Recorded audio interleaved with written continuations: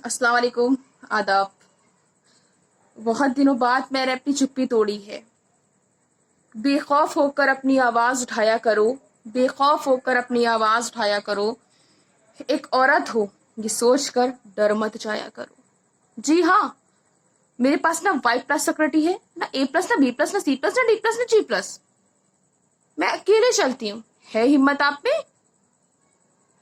एक औरत को भी राजनीति में अधिकार प्राप्त है। एक औरत राजनीति में कैसे आगे बढ़ी जा रही है ये देख नहीं पा रहे ना? आंखें दान कर दीजिए किसी को, किसी के काम आएंगी।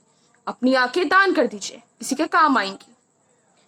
और हाँ, एक बात और, एक पोस्टमैन जो आप बने, नहीं समझ तो रहे होंगे ना, एक पोस्टमैन जो आप बने, तो एक पोस्टमैन बनकर की वैल्यू तो आपको समझ में आ गई होगी ना। आई होप कि नेक्स्ट टाइम आप ध्यान रखेंगे। चलिए बात करते हैं प्रेजेंट टाइम्स के कुछ मुद्दों पर। हमारी विचारधारा भले ही अलग हो, लेकिन एक महिला का अपमान बर्दाश्त नहीं करेंगे।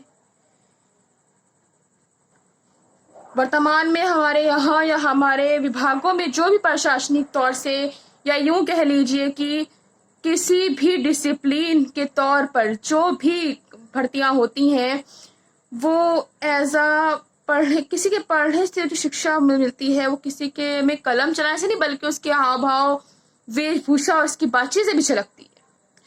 तो इसको भी हम पर बड़े अफसोस के साथ मुझे कहना पड़ रहा है, ये कौन सी शिक्षा थी, कौन सी शिक्षा के दायरे में रह करके किस शिक्षा को ग्रहण किया था, या किस शिक्षा के बाद इस पहलू को करने की नौबत आई है, या कौन सी शिक्षा हमको इस शिक्षा का ज्ञान देती है, या ये शिक्षा होती है, मुझे नहीं मालूम है, मैं नहीं जानती हूँ। या मैंने जो भी शिक्षा ग्रहण करी है, क्या उस शिक्षा को मैं नहीं समझती हूँ कि जो प्रवरता, जो कुर्त व्यवहार, मार खींच, और एक तरह से इतने लोगों के बीच में सड़क पर तमाशा बनाया गया है, या यूं कह ले कि उसका शोषण क्या किया है।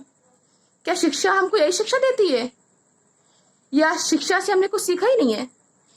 क्या हमसे हमने शिक्षा ग्रहण करने के बाद भी किसी को पर न्याय किया?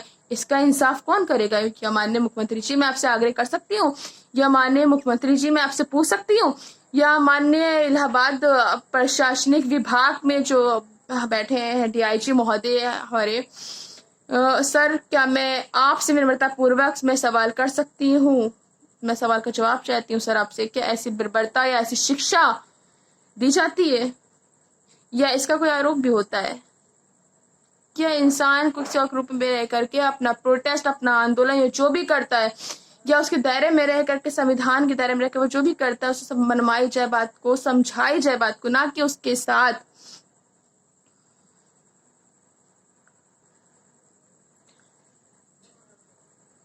क्या उसको दायरे में ही रह करके बात को समझाई या मनवाई जाए, या कि उसके साथ ऐसी बर्बरता की जाए कि उसकी खुद की भी जो इज्जत होती है वो इज्जत मिट्टी मिलती है, साथ में महिलाओं का सम्मान भी मिट्टी में मिल जाता है।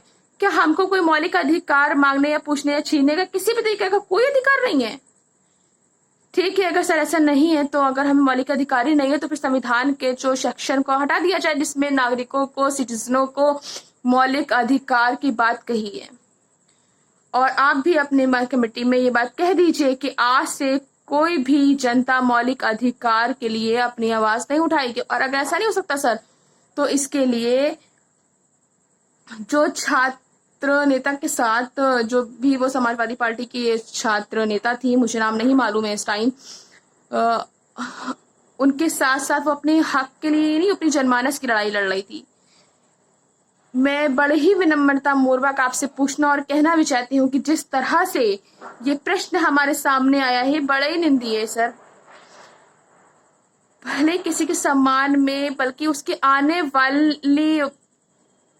वाले वक्त में, उसके आने वाले भविष्य में उसके लिए बहुत ही खराब पहलू है कि सर करको का उसको लिए कमेंट्स करते हैं, उसकी मर्यादा को बहुत ठेस पहुंचेगा अगर इसी तरीके से बहुत से लोग अपनी जानों को देते हैं। क्या इसके जिम्मेदार कौन होगा सर कल को? कि अगर कल को कोई गलत कदम कोई उठा लेता है, अपनी बात को नहीं मनवाता है, उसकी पीड़ा उसकी दर्द को नहीं समझा सुना जाता है, तो क्या ये जो हुआ है क्या ये सही था?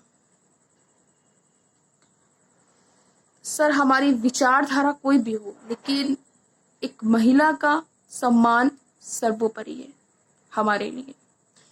और मैं आपसे रिक्वेस्ट करती हूँ सर कि प्लीज़ आपका जो स्लोगन था बेटी बचाओ बेटी पढ़ाओ का, वो अब सर कहाँ जा रहा है? शायद बेटी बचाओ से जगह बेटी पढ़ेगी सर, तो बेटी अपना हक तो मांगेगी ना, और हमारे गार्जियन स्वरूप है सर। सो प्लीज़ मैं आपसे कहना चाहती हूँ कि बेटी बचाओ बेटी पढ़ाओ से के स्लोगन से बेटी मारो, बेटी को सड़क पर मारो, इस स्लोगन पर मत आइए सर। अनजाने रास्ते पर भी सहूलियत से चलने का हुनर रखते हैं, अनजाने रास्ते पर भी सहूलियत से चलने का हुनर रखते हैं। अरे हम नए भारत की नारी हैं साहब, जिंदगी भर जिंदगी से लड़ने का सब्र रखते हैं, लेकिन जो जंग हो हमारी आबरू की तो हम अपने दुश्मन के लिए कब्र और कफन दोनों रखते हैं। Thank you.